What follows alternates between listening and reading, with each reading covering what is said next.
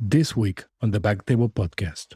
Recently, there have been some conversations and some data about how the wage gap is shrinking. Now, the wage gap has gone up into the 80s, so 80% to the dollar. However, if you stratify wage gap for lower earnings versus higher salaries, the wage gap for higher salaries is still pretty different, but there has been more pay equity for lower salaries, which I think is a silver lining. If anyone deserves to get to pay equity faster, it's women who are working at lower income jobs and working just as much as men do definitely deserve that increase in salary. But it looks like in professional situations where the range in salaries is a lot more subjective and industry driven, there are still significant gaps.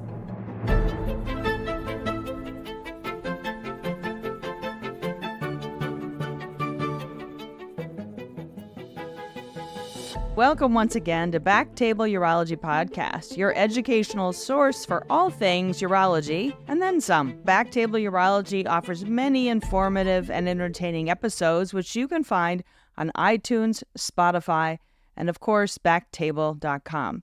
I'm your host today, Dr. Suzette Sutherland, and I'm super excited to have Dr.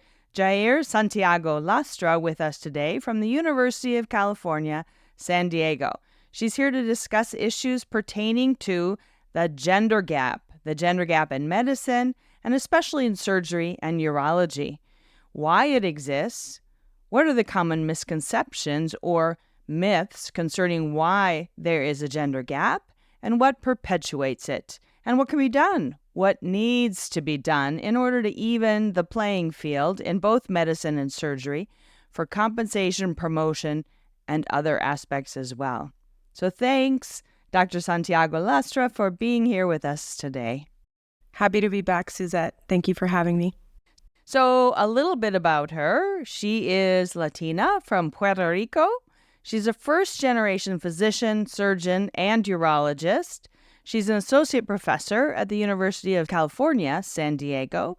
She has been designated a rising star in our national organization, the American Urology Association, because she's very involved in a number of task force and committees, most prominently the AUA DEI task force.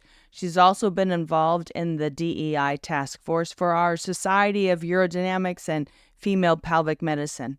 And she is the Society of Women and Urology representative on public policy. So she's very involved in advocating for women and underrepresented minorities across the board in the area of urology. She's a member of Urology Unbound as well. I forgot to mention that, which is also an organization that supports underrepresented minorities in urology. And of course, has a personal interest in healthcare equity for all patients. So this isn't just about the physicians and equity about the physicians and in the workforce, although that's a big issue, but also equity when it comes to patient care. So it's really wonderful work that she's been able to do in our national organizations, and we sure appreciate all of your efforts. So thank you, Dr. Santiago-Lastra, once again. Thank you so much. That was very generous. So let's dive in. I've had the great fortune of hearing you speak on this topic, the gender gap, before. So that's what we're going to be talking about here today. I was very impressed with all of the data. You certainly know your stuff, and you had a great presence to be able to convey the issues in a very concrete way. So that's what we want to do today. So first of all, though, when we talk about gender gap, most often, people assume we're talking about issues in compensation between men and women, maybe promotion, and we'll dive into that, of course, in a minute. But I'd also like to talk about some other gender gaps that exist in the medical arena between men and women that affect not only individuals, but populations of people too. And that's things like the gender gap in funding for research in areas specifically that focus primarily on female-related issues, which leads to gaps in our knowledge about things that predominantly affect women. So can you speak to that, please? Yeah, there's significant gaps not only in research funding, but there are also significant knowledge gaps when it comes to specific areas of women's health. So with regards to research, there are certain conditions that affect women predominantly. For example, Alzheimer's and these sort of late stage dementia diseases make up around 12% of the funding dedicated to research, although it disproportionately impacts women. About 2/3 of the patients are women. For example, in cardiovascular disease, funding is predominantly focused on trials that recruit a majority of male patients. So the focus on women's health and women's cardiovascular disease is a huge disparity. There's actually some researchers looking at gender-based differences in how we experience things like cardiovascular disease, which is, one of the main mortality drivers for human beings at this time. So, that is a really stark contrast. And then there are other things like women's health, for example, where we know that recently the Biden administration has put a bigger lens on research funding towards those efforts. But historically, women's health has accounted for less than 10% of the NIH total budget, even though women make up around 50% of the population. So it's a really stark gap, and that feeds into a lot of downstream effects. One example that I'll give the members in our audience is we now have more women reaching the age of menopause and being active and working than ever before. Yet we know very little about how menopause impacts women. And in fact, we know very little about how hormones impact women. And we've had to not only spend time unraveling those hormonal impacts, and how to mitigate the effects of menopause, but we also have had to fight against all of the decades of misinformation regarding those hormones. So those things actually challenge the workforce, because if you're in menopause and you want to work and you feel like you still have a lot to give, but you're having symptoms that aren't appropriately treated or diagnosed, that can be a huge impact to your ability to remain in the workforce. Yeah, a very common thing that we think about in urology, of course, because we deal with sexual health, is how many millions of dollars have been spent and how much research has been done on male sexual function, erectile dysfunction specifically, and other issues with the penis that can go wrong. And yet the paucity of research that's done on female sexual health, and hormones included, to your point, right? So that's sort of a glaring one that we see, in our area of urology for sure. So thanks for bringing that up. So yes, this becomes, of course, this affects individuals. It becomes then a generational issue. We're passing on misinformation from one generation to another concerning, as your example, hormones, right? Then it becomes a population-based issue. We hear all the time women going into the emergency room and they're having classic chest pain like an MI, right, a heart attack, and it's not diagnosed in a timely fashion, where a man would come in with those same symptoms and the first thing they do is give them aspirin and do the whole routine for an MI, whatever, right? And women don't think about it. So it becomes then not only a population-based thing, but we can think of it as a global issue too, right? Because this just expands the entire globe, women across the globe, and how it impacts their health. So there are different ways that women engage with society, or different, shall we say, gender schema for women across the world. So the way that women navigate spaces in the Americas or in the United States will be very different than how women navigate spaces in Asia or in the Middle East or Africa. There's different ways that women are perceived, and different agencies that they might have in each of these arenas. So these impacts of knowing or not knowing about health can have more or less of an impact societally, but across the board, it is an impact, because health is wealth. And so if we are not our healthiest, best selves, that really impacts our ability to be income generators. So that is extremely important. And the way I like to look at gender equity sometimes is looking at it as the ability to be productive. And productivity to me doesn't mean making money necessarily. It means that we have limited time on this earth, and are we able to check all or very close to all of the boxes that we strive for in our life. If we seek to be parents, if we seek to be partners, if we seek to have fun, travel, eat, drink, whatever, work, contribute to society, all of those things really depend on our wellness and our health. We have to be healthy in order to obtain those things. And so if there is already a gap in health knowledge for women, then, it's a race that we're already starting from behind. So that's why it becomes, an incredibly important issue. And then the other thing I wanted to mention, and you made that point, was, how women are diagnosed with certain diseases or maybe the persistence of symptoms without a diagnosis lasting longer for women. One very important one in urology is bladder cancer. Well, women present often at a later stage and having suffered from symptoms related to the disease for longer because it gets misdiagnosed and confused for other things like lower urinary tract symptoms or even urinary tract infections. So we don't have to go far into Alzheimer's research or the Women's Health Initiative necessarily. We look just at our own disease experiences within urology and we can already see those gaps. And there are plenty more. We would need to record several podcasts to go into each one in depth, but they are there.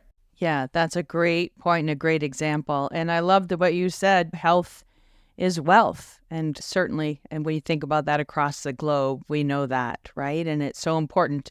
Yeah, and as you also said, I love the productivity issue is just being a contributor to society, right? However, whatever role that takes, right? So that's awesome.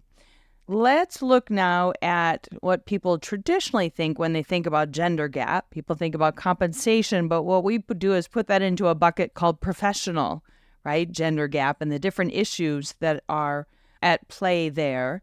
So there are a number of assumptions that often get spewed, I would say, misconceptions or what you like to call myths about the things that contribute to this gender gap. So I'd love to go over these are 4 main myths and take them one by one. So the first one is a very common one. We hear this all the time, that the reason there's a big gap is because it's a lifestyle choice. The women are choosing to not work as much because they are striving towards this perfect work-personal life balance. But can you poke holes in that myth, please? Absolutely. So the first thing I want to say to the audience is give 2 very important plugs where credit is due. Firstly, with regards to the 4 common gender and equity myths, there is a really fantastic editorial written in 2022 by one of our own urologists, Dr. Raina Malik. I'll put the PMID. It's 352779290.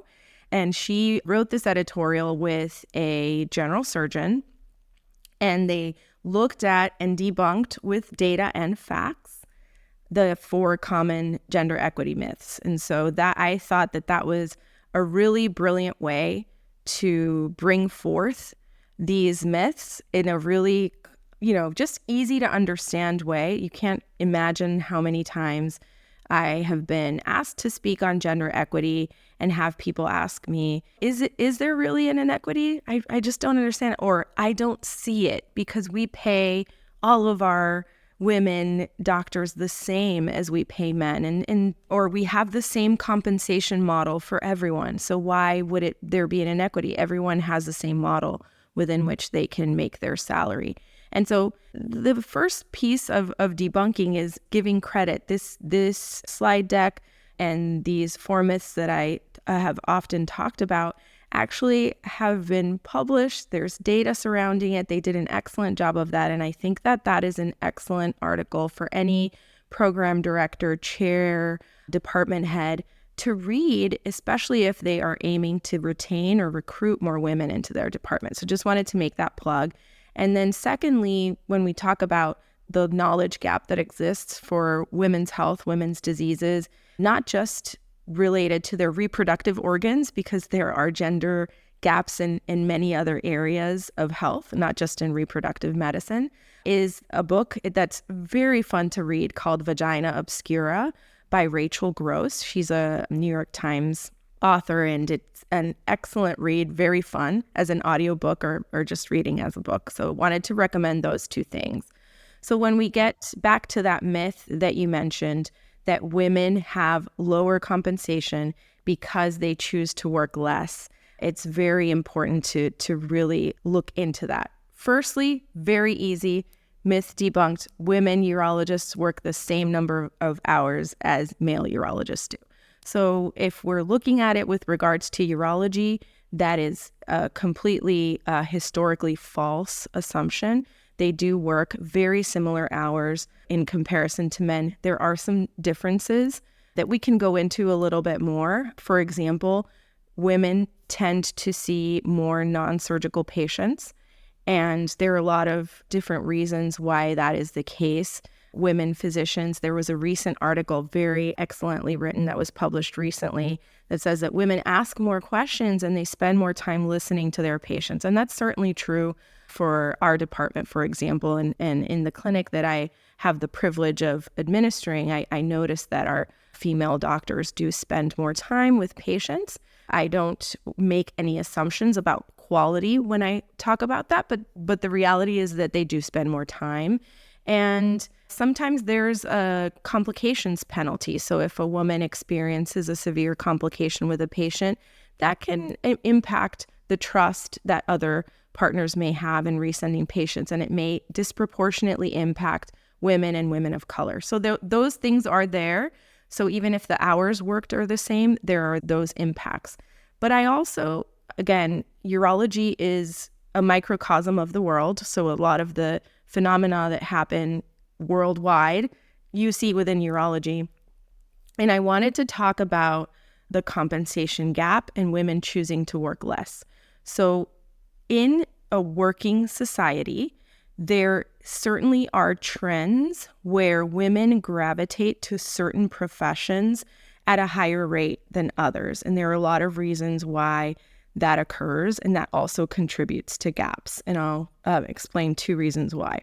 So the first thing that happens is that as women are raised, and this has changed as we have grown perhaps more open in the bubble in which we live in the United States to women having different opportunities and engaging more women in science, technology, engineering, math, or STEM professions.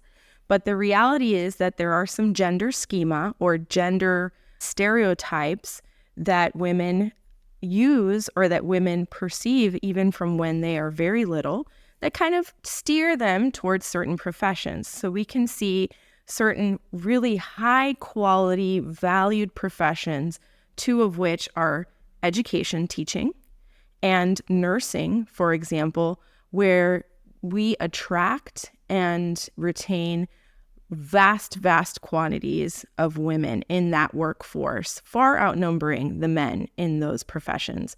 So that is something that's persistent. We have not seen women leaving those professions. They are just as likely to become teachers now as they were, 30 years ago. And those tend to be professions that are frequently overvalued and undercompensated. Teaching is a really great example. So there is the reason number two that I wanted to go into, and it is that when a field attracts more and more women into its ranks, especially when it hits a tipping point where women are composing more than 30% of said workforce, wages start to go up at a lower rate.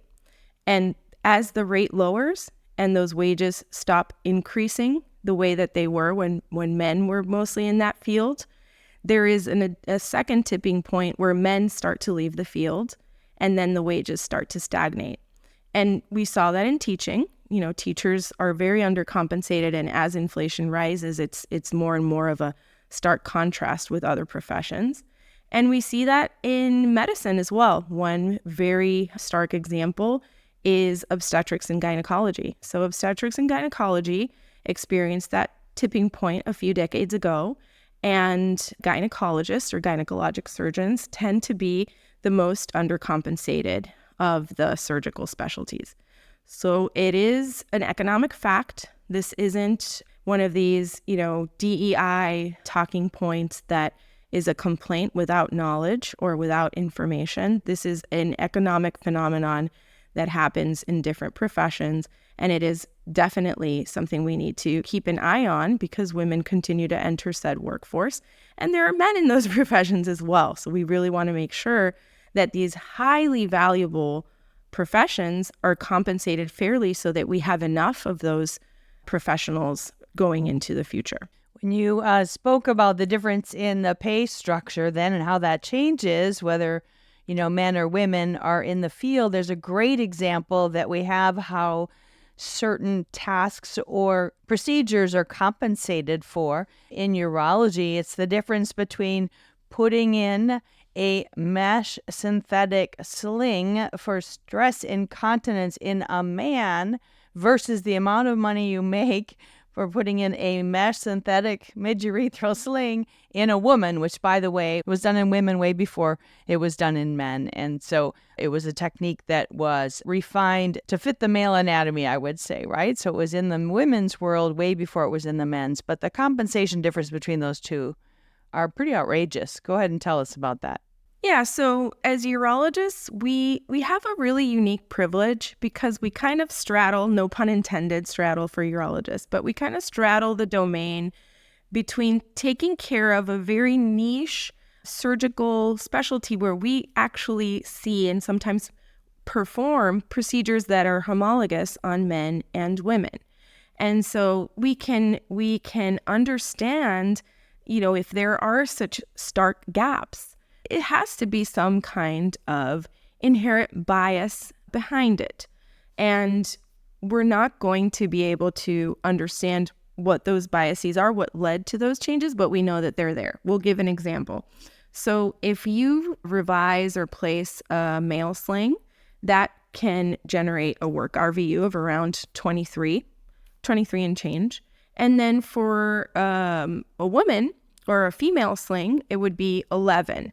And so people will say, well, they're completely different procedures. You're putting in more mesh when you're placing it in a man. The TOT type technique with respect to the male sling, you have to anchor it to the bulbar urethra. There's all these other things that you have to do. But is it really double the work or double the training that you need to perform those different procedures? And one would say, and I'm someone who, when I see something that I think is inherently incorrect, I try to find out why. And then I also try to see what can I do to change that? How can I shake the table and get this to change? But the reality is this: when a campaign is set up to lobby and change work RVUs, what ends up happening is that the RVUs go down across the board. And that is why we haven't really seen advocacy and change towards resetting and including some inherent fairness in how RVUs work. There aren't just gender-based differences. There's differences across specialties. There are some specialties that are historically undercompensated and some that are over. There are procedures that are egregiously overcompensated. But for me to say that and try to elevate other procedures, that's not going to happen. What's going to happen is that they're all going to be brought down. And that makes people really reluctant to campaign for change because people don't want to lower the relative value units of the work that they perform. So it gets into a tricky situation as far as advocating for change. And I hate presenting data without saying, okay, so what's the solution? Being a solutions-driven person, but I see why it stops there and the advocacy doesn't continue because of that risk that compensation overall will be brought down. Yeah. So the other thing that you touched on a little bit, but in the same category with respect to what women are able to get in their working environment compared to the men. And so a big thing that also can affect compensation is, number one, you mentioned that they spend more time with their patients, but oftentimes they have less resources provided to them. I don't know if it's an assumption or thought or aggressiveness on the part of their male colleagues, but just as an example, having more rooms in clinic, right? Or having more support staff, or even having an administrative assistant that takes care of more of the sort of menial tasks. The assumption is that the women can take care of their own menial tasks or be the one to do uncompensated work is their contribution to things in the department, right? Like plan the holiday party, whereas somebody else might be asked to write a paper and that helps them for their promotion. Me planning a holiday party doesn't help for my promotion. So those kinds of things really increase that gender gap as well. Oh, absolutely.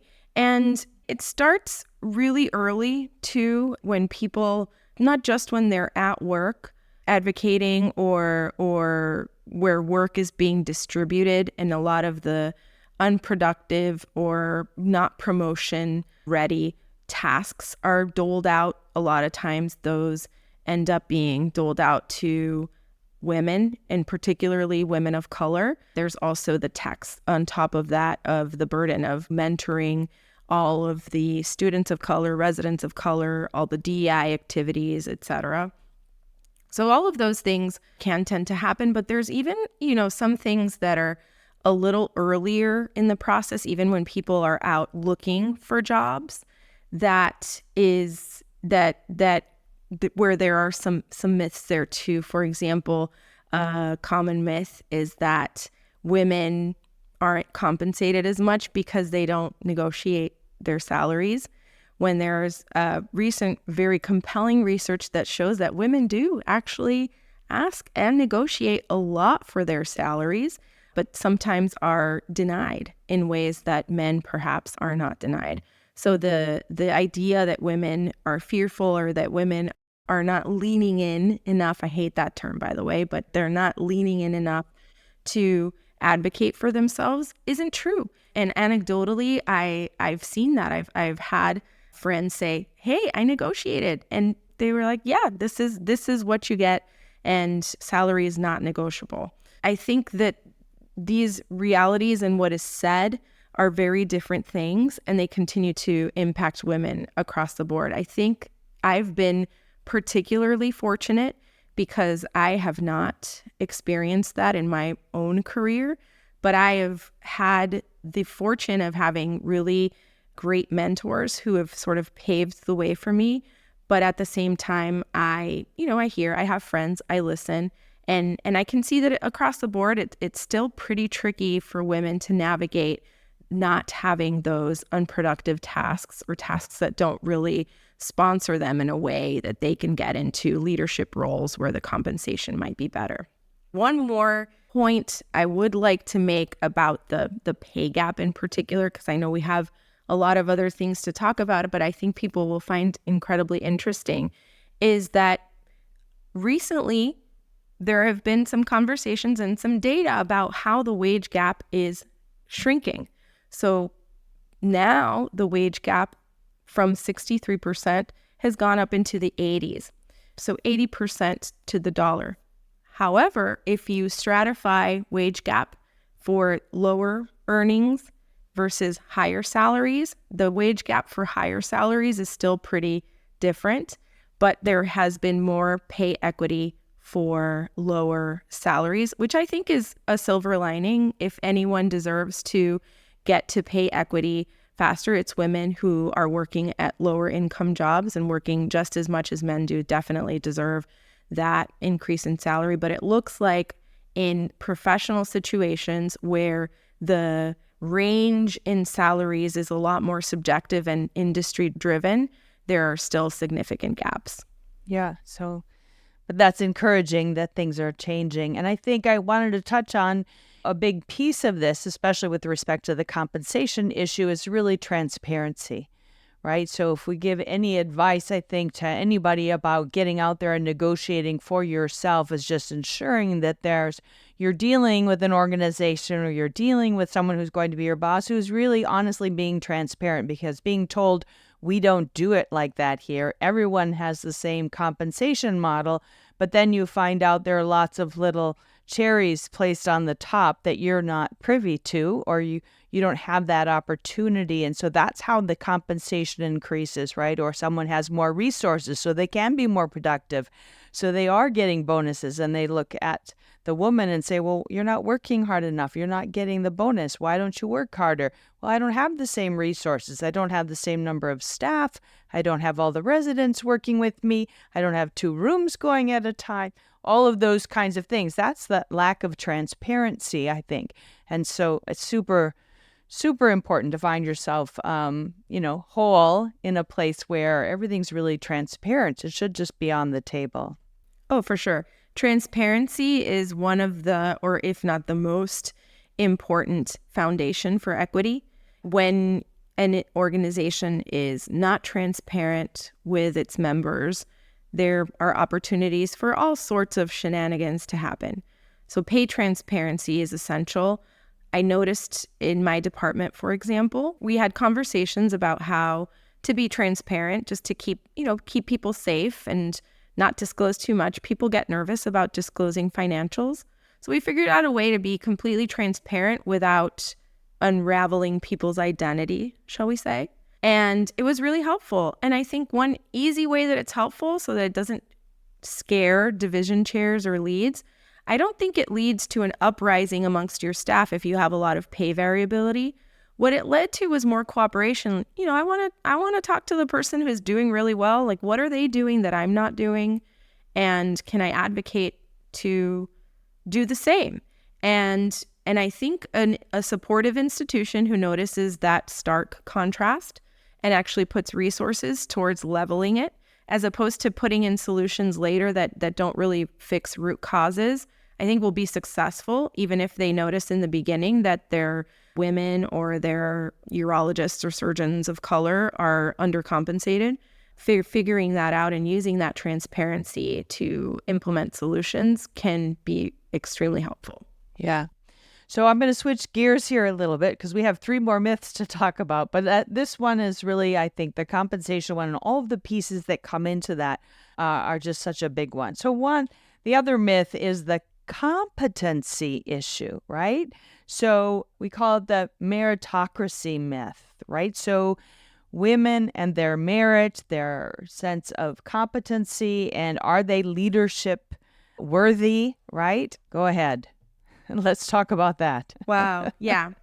There's a lot to say about this one too. I'll give you a little anecdote that has always stuck with me because it was such an egregious way for it to be communicated. I remember match day, we'll never forget it, when I matched into urology, told one of the first male medical school classmates that I'd matched.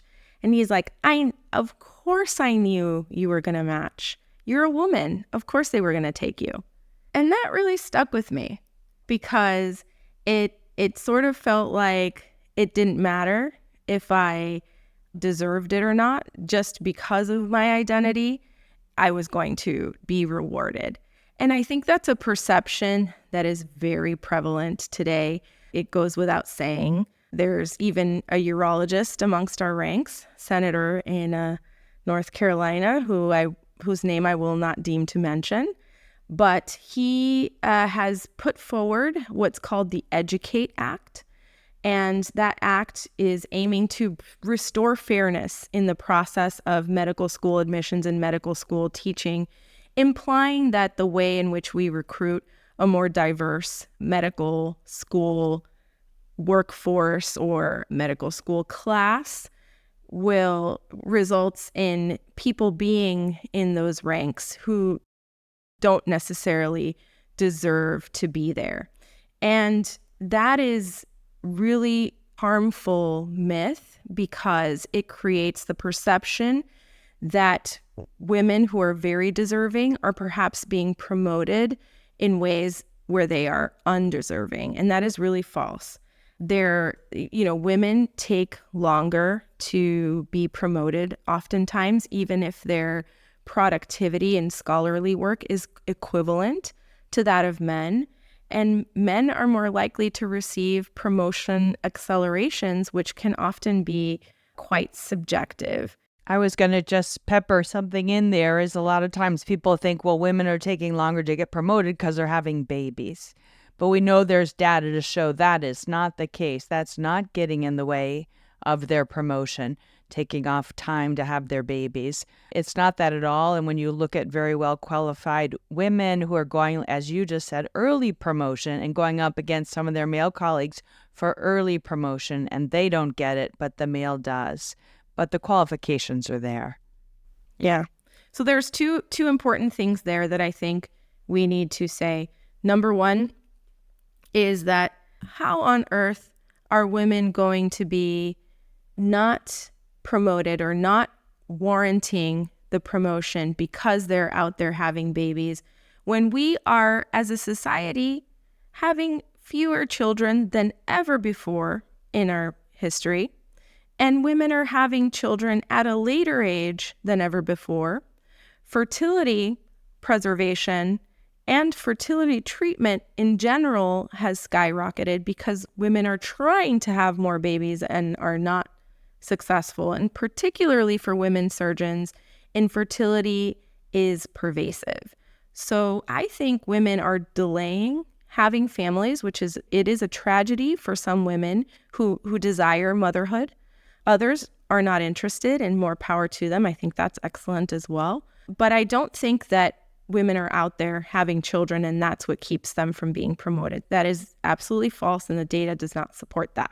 And then there's a lot of studies, especially in the business and STEM literature, that show that when you blind to race and gender, you see a lot more abilities for promotion for women and for employees of color. And that is a fact.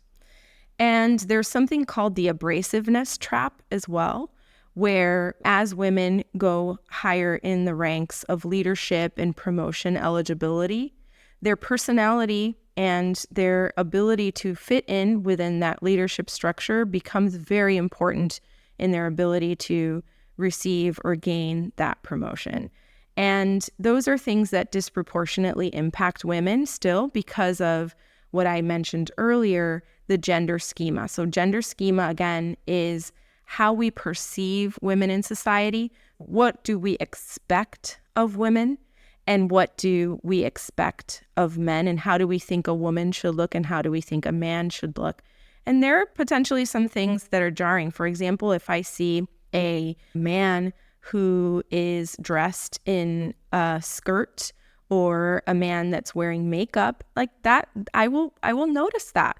That is not the gender schema that I immediately gravitate to. And I enjoy seeing that. I think that is really cool when it happens, but I would be lying if I said that it didn't strike my eye. I mean, it's striking to see that because it goes against the gender schema that I was raised with. And there is no person in society who doesn't have those things told to them and ingrained in them. And abrasiveness is one of those things. There are expectations of how we expect women to act and how we expect men to act. And even though those things are subtly changing over time, there is still an abrasiveness trap for women, and that does also impact their promotion ability. Gosh, that could be another podcast and probably should all by itself. I mean, so we see this very commonly. Of course, we're in a very male-dominated field, urology, right? One of the most male-dominated still today of all of the surgical specialties, right? It has the lowest number of women. And, women traditionally have tried to fit into a man's world. We certainly try to gravitate away from that to some degree and allow women to feel empowered to be themselves, even if it's extremely feminine and that is who you are and it makes you a great doctor. And the culture needs to embrace those differences, as opposed to the women just need to fit in.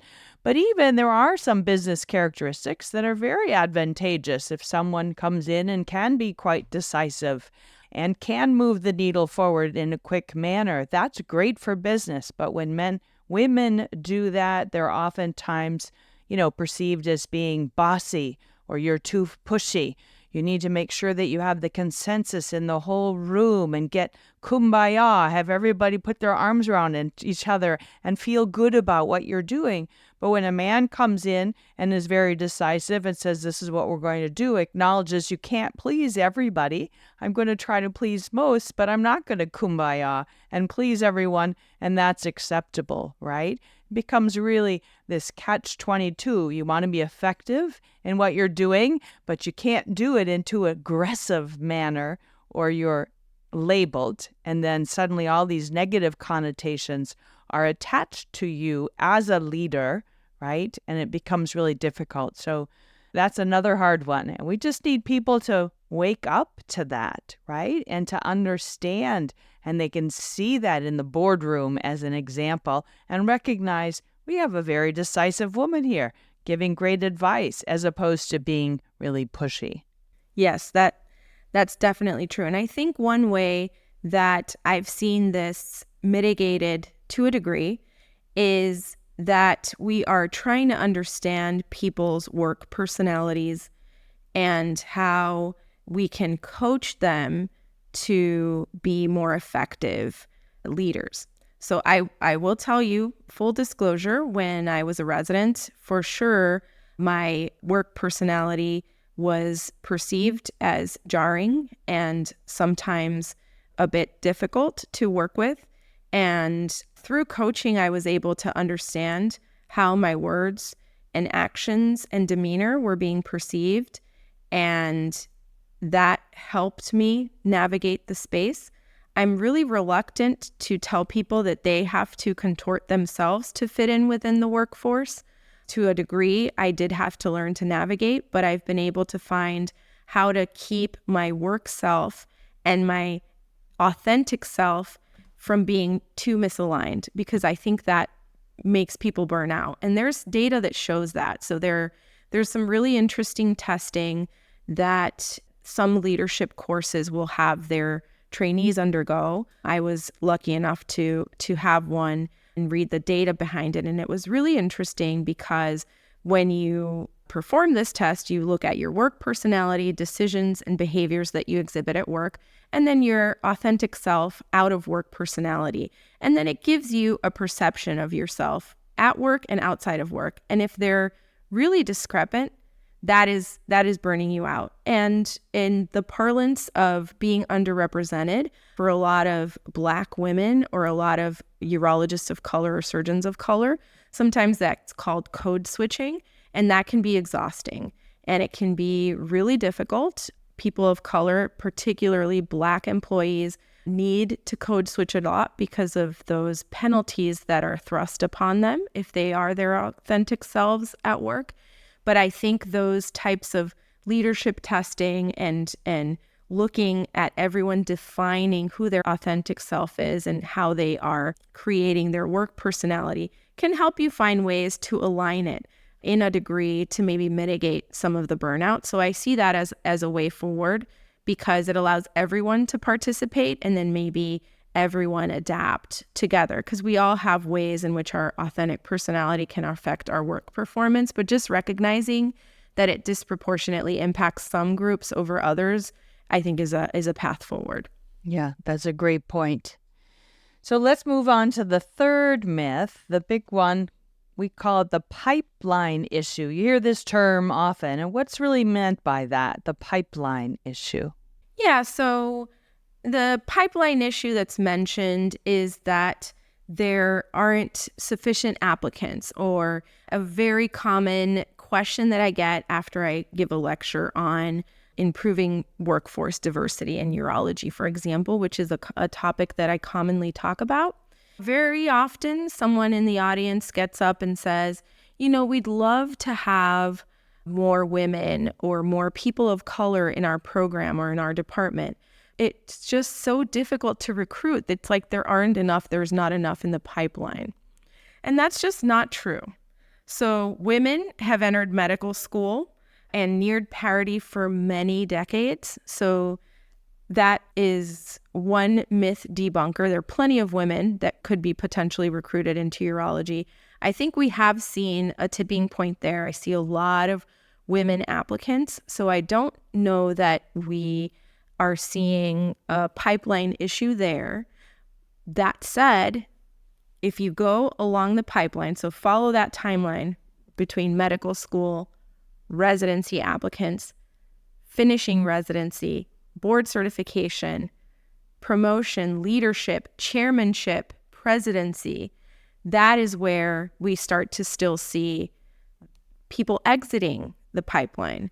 And there have been a lot of studies looking at this. I think it's really important to say that this leaky pipeline affects women and urologists of color, particularly Black women, most of all. And the disproportionate targeting of Black women trainees, the disproportionate exiting of academic medicine by Black physicians is another really unfortunate and important emergency that needs to be addressed. And there are a lot of factors that impact women there. Perhaps the environment isn't welcoming. Maybe, for example, speaking back to the compensation structure, maybe the compensation structure that's there is just not built in for women to succeed. And one really important one that we haven't really touched on is the tax if you are pregnant. The tax if you're pregnant, if you go on leave, what happens with your compensation for that time? When you come back from leave and you choose to breastfeed, are you going to falter in your productivity because you need to take time to pump? And that takes away from the time that you need to see more patients. So a lot of employers are understanding that as being incredibly important and are trying to put some fixes in. Let's give some RVUs, so breastfeeding RVUs, accommodations. Let's figure out a comp plan for maternity leave, etc. The problem with those fixes is that they really only work at a departmental or institutional level, and there isn't like a widespread policy. So you may be in a really supportive environment. I have been in those supportive environments myself. Again, I consider myself a very fortunate person, but I have seen that the wide and vast majority of locations don't have those accommodations, and they don't take those things into consideration, especially if the woman is the only. So if there are no other women in that department, that can be incredibly and disproportionately impacting for that female physician, and their partners may not want to change a comp plan to accommodate maternity leave or breastfeeding. So that is what affects the pipeline. It's not a numbers issue. There are plenty of deserving, really kick-ass women that we could recruit and retain into our field that we do not because of that. And then the other promotions myth up top, two things that happen there. One is that because people enter these leadership roles and then they don't leave them until they have to be like escorted out in a walker, there isn't opportunity for the women or the young women that are rising. Again, not my experience. Or even young voices at all, right? Yeah, with that example, whether it's male or female, in academia, there are people that seem to stay in these positions for so long, and if you're going to change a culture and bring it up to date, you have to do it from within. So, and I want to bring up two things. Again, not something that perhaps at its inception was intended to keep women or people of color out, but certainly does, is, for example, the way that leadership is selected within our own organization, within the American Urological Association. Many times when I've talked about diversifying the leadership in the AUA, I've been told and I've learned across the years that leadership rises through the sections. We've all heard this. Section leadership is essential for rising towards leadership at the AUA national level. What happens is you have to accrue time. It's like getting a transplant, right? If you haven't accrued time on committees, on the boards, on Western Section presidency or North Central Section presidency, etc., then you don't have the opportunity to rise to the upper echelons of leadership. And I want to recognize that there is one important reason why that exists, and it's to reward people who have put in the time and the effort. Being in these societies takes a lot of work, and it's mostly uncompensated, and I totally recognize that. But at the same time, we are urologists because we love to evolve and innovate. And if we notice that the leadership structure is disproportionately keeping people out of it because of how long you have to accrue time, then that can be an area of, maybe changing a mindset and being a little more inclusive. You and I worked together, for example, on the SUFU diversification, and the conversation was about that, right? How do we reward people and diversify by rewarding and including younger individuals who may have a lot to offer, and we may not be seeing a lot of them in panels or in committees, et cetera. How can we make that more inclusive? And I think that those are potential solutions. But when leadership rises because someone has to leave for you to be able to come in, when there are no term limits, for example, or when the leadership process itself involves accruing a lot of time, then obviously you're going to get older men, typically older white men, occupying those positions because they're the ones that have been in the space the longest. And it will take some time for those men to exit and for a more diverse workforce to enter. Yeah, that's really a great point, right? So we know that there's these stepping stones that have to happen, but who made those rules? And it's so interesting The because old guard leadership. and they have the power to change them. So it's so incredible. Yeah. Similarly, we go back to the RVU change, right? Why doesn't it change? It's an inconvenience to change it. Why doesn't this change? It's an inconvenience to change, but they do have the power. They are not powerless in all situations, but it will require, more conversations about that value. And hopefully conversations like this one will illustrate the immense value that it has in doing that for people that are very deserving and put in the work. A big thing that you were talking about, you put it on the list of things, but I just want to go back and touch a little bit more about this because I think it really needs to be emphasized, is the difference between changing a culture so that people feel that they are included and they feel like they're part of that whole process, as opposed to the word we use is tokenism, right? I have a very diverse department, says the head of the department. Look at my picture. It looks like a picture out of The Colors of Pendleton, right? But do all those people feel like they truly belong and their voices are all heard? That's such an important thing. What can we do to really ensure that you've hired these people, all of these different types of people, and how does everybody feel engaged? Yeah, tokenism, I say, is something that is hidden in the umbrella of virtue signaling. So virtue signaling and tokenism are things that are done in a perfunctory or symbolic manner to show that you are championing diversity or that you are supportive of women or supportive of people of color without really doing the uncomfortable work of actually making the workplace inclusive and supportive of every single one of the people within it. So medicine, academic medicine, most corporate America was built in an era when predominantly white men were in said workforce. So it's going to be built on foundations that are promoting and supporting men.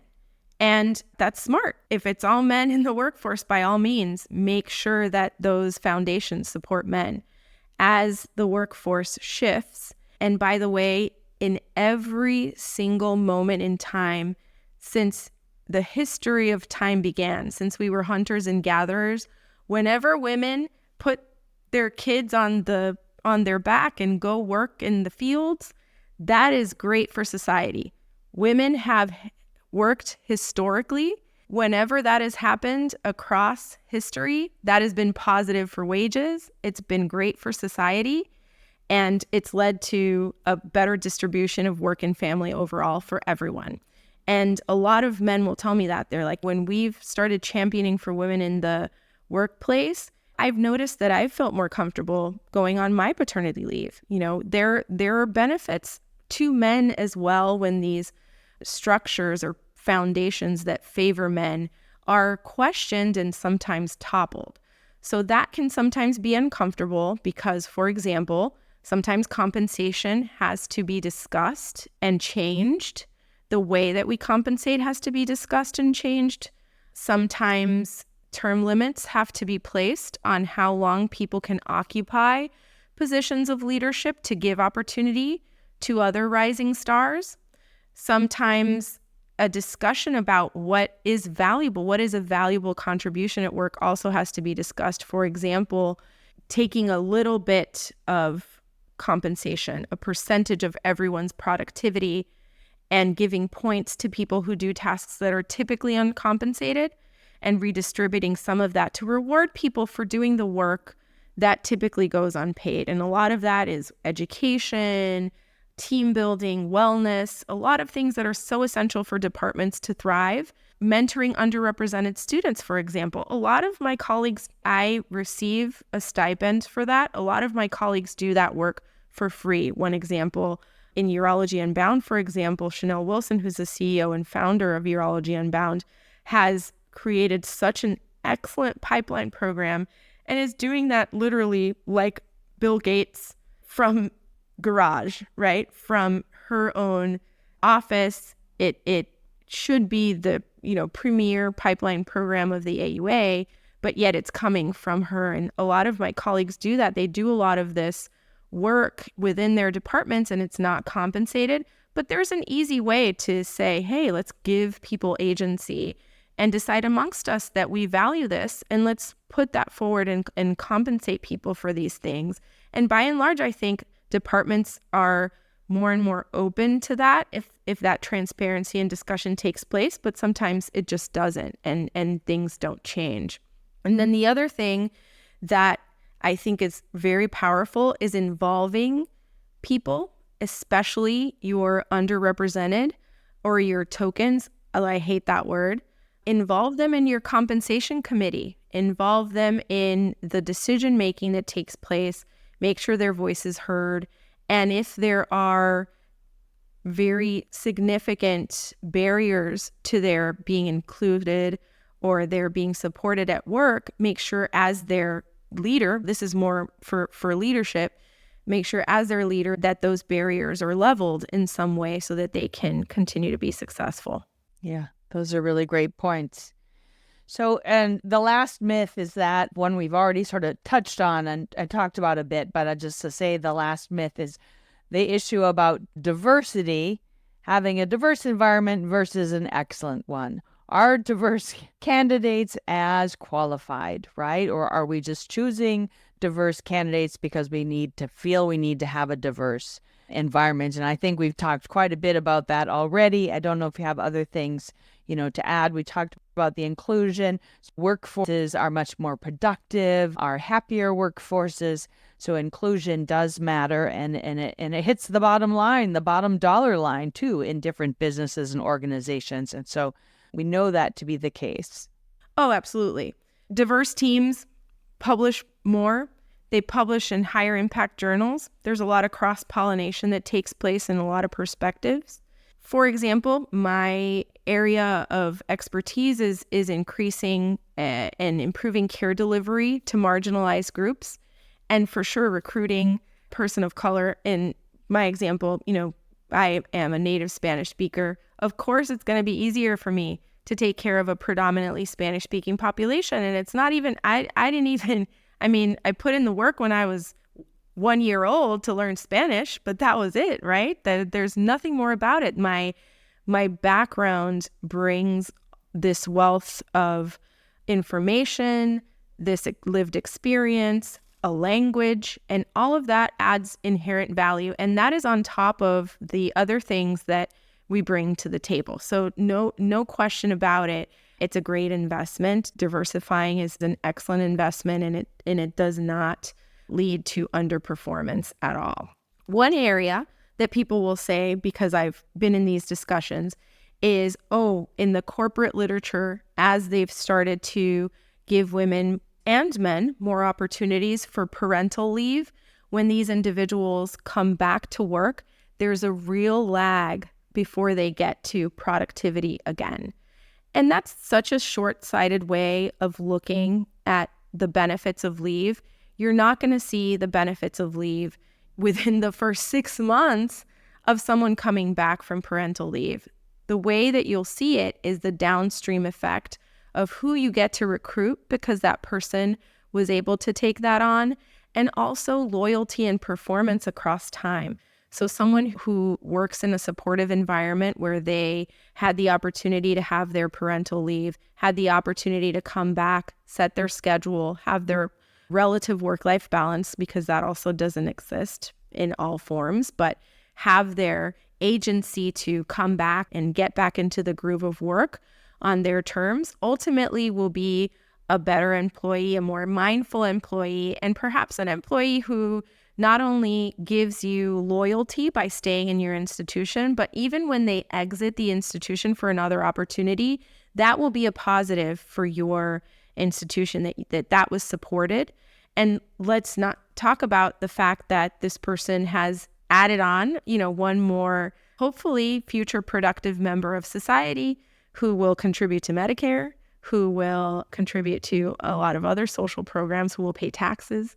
So there's a lot of ways of looking at the benefits of diversification, and that's one argument, that people are less productive in those first few months and that there's a ramp-up period, I think is very short-sighted. Yeah, absolutely. We want to wrap this up here at this point, but I want to give an opportunity to just sort of look at it overall. We talked about a number of myths that contribute to what we call the gender gap, right? With this discrepancy between men and women in the workforce, and certainly in medicine and urology. A couple of big ideas is that issue of transparency is really paramount. That's so important. The issue of having a diverse workforce, but then making sure that diverse workforce feels included in all the processes that are going on, right? That it really is almost a big family. And that's how you keep people happy, and that's how people then remain productive. And I think one of the other things that you had talked about too was, if you're the leader in that organization and you're not very diverse in your organization, or you're losing people. You talked about the leaky pipeline, which is so important. You recruit people, they're not successful, you let them go. You say, well, they weren't successful because they weren't really qualified. We hired them because they were, either Latina, or they were a woman, or they were whatever it was, right? Turn the lens back on yourself and say, what's going on in my organization that's not allowing us to be having a successful, diverse workforce, right? Looking back at the biases with your own organization. So maybe you can speak a little bit more to that, put that in more profound terms than I did. I thought that was great. I thought that was a great summary. I agree with what you said. I think that, look, there are a lot of ways to recruit and retain talented individuals, talented women, talented people of color. And the best way to recruit and retain them is to ask them what they need to stay in a role. Check in frequently. Check-ins are so important when people get recruited, after they're recruited, and recognize, especially if someone is in the minority in the department, recognize that there are going to be some things that are inherently inequitable in that situation, and that you want to be the first to know from them what those things are, and you want to spitball solutions together. I think that the mentors that I've had have never made me think that these things don't exist. They've actively recognized that there are certain barriers and that they're going to be tricky, but we've had conversations about how to improve those things, and they've listened to me and have been transparent, and that has been a humongous benefit. And so if you want to recruit, you got to listen, and you have to act based on what you're told, and you have to advocate for that change that the person is telling you is necessary, or they're going to let you know, they'll walk to another opportunity if that one is not supportive enough. And I think that's a really important kind of call to action for any leaders, including women who become leaders, so they don't become agents of women's own demise. I wanted to add to that really quickly, as I know the firsthand experiences of so many women talking about the leaky pipeline who didn't get regular check-ins, and they were so miserable, or whatever the situation was, that by the time somebody checked in with them, they'd already found another opportunity. They had one foot out the door. They get excited about that, moving on. And it's really hard to pull somebody back once they have a foot out the door. And so that organization lost that opportunity to retain that very highly qualified person because they didn't check in enough and stop the train before it hit the station, so to speak. And it's a big investment for companies, organizations to recruit somebody new. And I will tell you, across academia, and that's kind of where I navigate. So that's my bias in this talk, that I belong to an academic institution. There are a lot of other barriers that are experienced by people in other industries and in other types of work.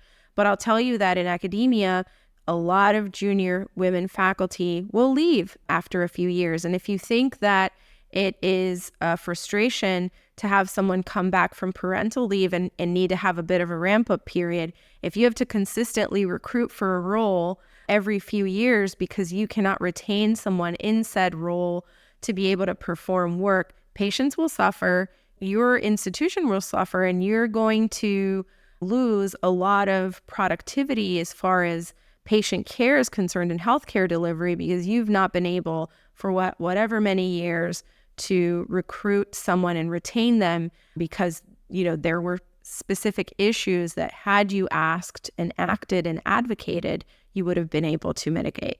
Yeah. And what is it, 2 to 3 years is the average ramp-up period before a junior faculty, somebody new, gets to their productivity level where they're sort of on automatic pilot and they can do their thing, right? So that's a huge cost right there. And I will say I've navigated both arenas, the academic arena as well as the private practice arena. I have a lot of friends in private practice as well, as I'm sure I know you do too. But that idea of an all-male group wanting to have a woman come into their group because they know they need it to be competitive in that community, and they hire a woman and then that woman's really not supported, right?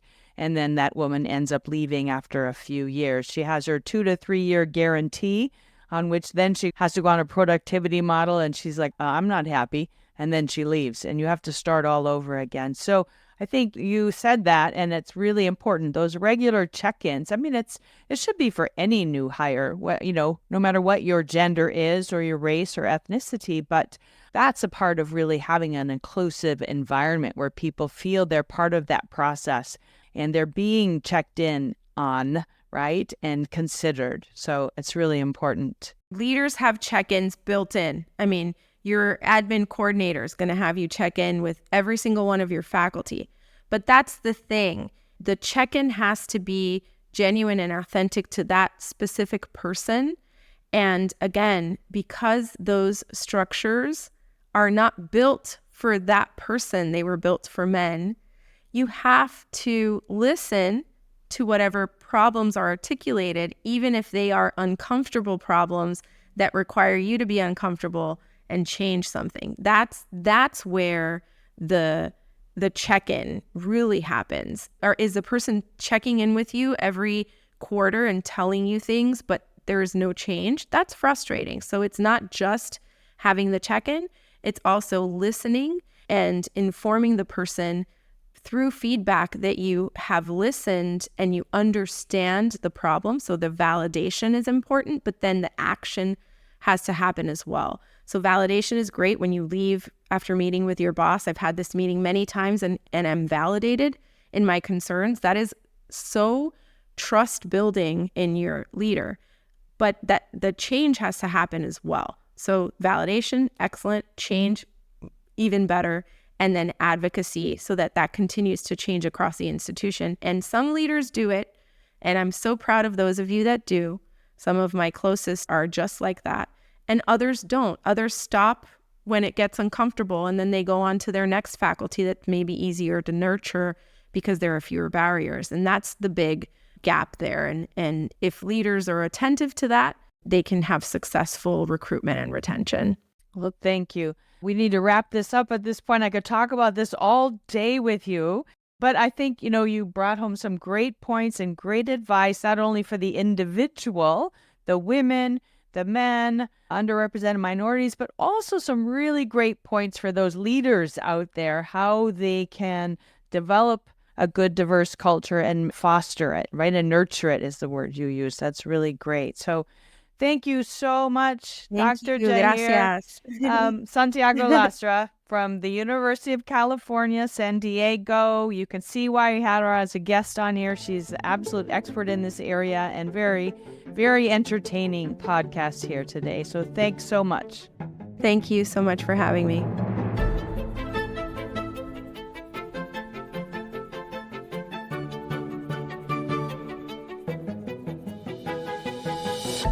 Thank you so much for listening. If you haven't already, make sure to subscribe, rate the podcast 5 stars, and share with a friend. If you have any questions or comments, DM us at _BackTable on Instagram, LinkedIn, or Twitter. BackTable is hosted by Aditya Bagrodia And Jose Silva. Our audio team is led by Kieran Gannon, with support from Josh McWhirter, Aaron Bowles, Josh Spencer. Design and digital marketing led by Brian Schmitz. Social media and PR by Chi Ding. Administrative support provided by Jamila Kennebrew. Thanks again for listening, and see you next week.